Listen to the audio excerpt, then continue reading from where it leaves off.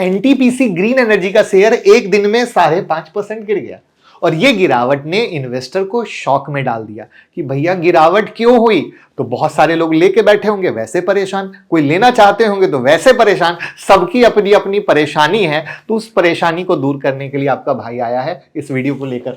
लेकिन भैया चैनल को सब्सक्राइब करके बेल आइकॉन हिट कर लीजिए। तो आपके स्क्रीन पर दिख ही रही है कितनी प्यारी प्यारी वीडियो बना रहे हैं, आपको सारे अपडेट मिलते रहेंगे। और कोई भी आईपीओ या स्टॉक मार्केट की न्यूज का अपडेट चाहिए तो देख रहे हो किस तरीके से डालते हैं। तो ब्लू टिक वाला टेलीग्राम हमारा है, क्योंकि बहुत सारा फर्जी टेलीग्राम चल रहा है, तो आप किसी से ज्वाइन मत हो जाइएगा, लिंक डिस्क्रिप्शन में, सिर्फ इससे ज्वाइन होइएगा। तो आज की वीडियो में हम बात करेंगे भैया शेयर क्यों गिरा, ठीक है, फ्यूचर प्रोस्पेक्ट, ओवरऑल कंपनी के करंट पोजीशन के बारे में भी बात करेंगे, ठीक है।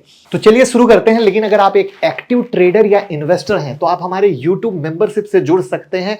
यहां पर बहुत बेहतरीन अपडेट आती है, बहुत बेहतरीन मेंबर्स के लिए वीडियो और अपडेट आती है, जो आप YouTube मेंबरशिप से भी या हमारे ऐप पर एलीट मेंबरशिप से ले सकते हैं।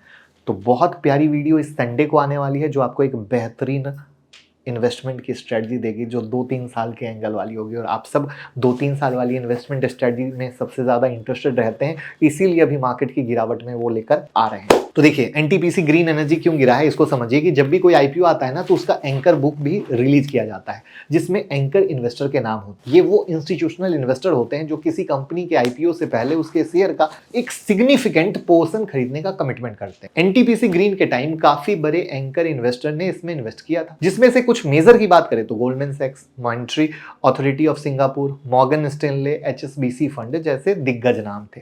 हालांकि एंकर कैटेगरी में इन्वेस्टर को कंपनी के शेयर मिलने के चांसेस हाई होते हैं, लेकिन इसके कुछ ड्रॉबैक भी हैं। सेबी के रूल के अकॉर्डिंग एक लॉक इन पीरियड बनाया जाता है जो 60 से 180 डेज के बीच का होता है, और इस ड्यूरेशन में एंकर इन्वेस्टर अपने माल को खाली नहीं कर सकते। ऐसा किया जाता है ताकि स्टॉक प्राइस में वोलेटिलिटी को मेंटेन किया जा सके, और यही कुछ हुआ है एनटीपीसी ग्रीन के साथ। आईपीओ लिस्टिंग के बाद पहला 30 डेज का लॉक इन पीरियड था, जो आज खत्म हुआ है, और इसलिए स्टॉक इतना ज्यादा गिरा क्योंकि अब वो शेयर फ्री है बेचने के। तो टोटल नंबर ऑफ शेयर की बात करें तो 18.3 करोड़ शेयर का ये लॉक इन था, जो टोटल शेयर का 2% हिस्सा था। और स्टॉक के गिरने का यही एक रीजन है इस समय, मतलब आज के डेट में तो भैया यही रीजन है। लेकिन क्या इससे लॉन्ग टर्म इंपैक्ट पड़ेगा? तो आंसर है बिल्कुल नो। ये शॉर्ट टर्म इवेंट होता है किसी भी कंपनी के लिए, यानी जब भी किसी का लॉक इन खुलता है किसी भी शेयर का तो 80% टाइम ऐसा होता है। तो लॉन्ग टर्म स्टोरी क्या होने वाली है, उसके लिए मैं आपको कुछ डेटा दिखाता हूं। वैल्यूएशन टर्म में देखेंगे तो नंबर उतने ज्यादा प्रॉमिसिंग नहीं है, उसके लिए मैं पीपीटी पे आपको ले चलता हूं, जहां पर अगर आप देखोगे तो आरओई आरओसी आपको पता है 15% के ऊपर होना अच्छा माना जाता है, तो 6-7% का है। प्राइस टू बुक वैल्यू देखो कितना महंगा है, मोटा मोटा 10x। डेट टू इक्विटी 2.20, यानी कर्ज एक के ऊपर हो तो ठीक, बट ये तो 2.20 पे बैठे हैं। और आप देखो इंडस्ट्री पी 33 बट इनका पी 309, यानी काफी महंगा है। यहां पर अगर इनके हम फाइनेंशियल पे बात करते हैं तो आप ईयर ऑन ईयर पे एसेट में इंप्रूवमेंट हुआ है, ठीक है।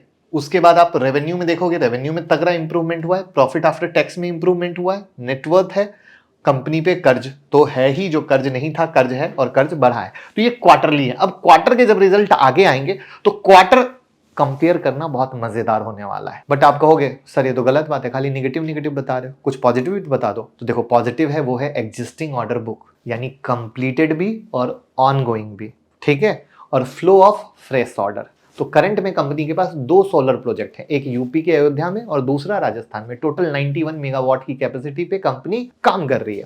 बट इसके अलावा भी काफी प्रोजेक्ट कंपनी को मिले हैं लिस्ट होने के बाद, यानी लिस्ट होने से पहले थे और लिस्ट होने के बाद। तो जहां तो पहले से बने थे, ऑपरेशन हुए, और कुछ एकदम फ्रेश ताजा ताजा। तो वो फ्रेश ताजा ताजा मैंने यहां पर आपको पूरा दिखा दिया है, जिससे आप समझ सकते हो। लेकिन आपको पता है कोई बाइंग सेलिंग एडवाइस नहीं था, बल्कि आपके टेंशन को दूर करता हूं, और इसी टेंशन को आप रिलेट कर सकते हो एनटीपीसी का शेयर क्यों गिर रहा है। तो उस चीज को हमने हमारे मेन चैनल मुकुल अग्रवाल वाले पर बनाई है, एनटीपीसी का शेयर क्यों गिर रहा है। क्योंकि एनटीपीसी भी गिरा, एनटीपीसी ग्रीन भी गिरा, और दोनों की कहानी अलग है, याद रखिएगा। एनटीपीसी ग्रीन का रीजन मैंने बताया, और एनटीपीसी यहां क्यों, क्योंकि लोगों की क्वेरी हो सकती है, इसीलिए मैंने यहां पर ऐड कर दिया।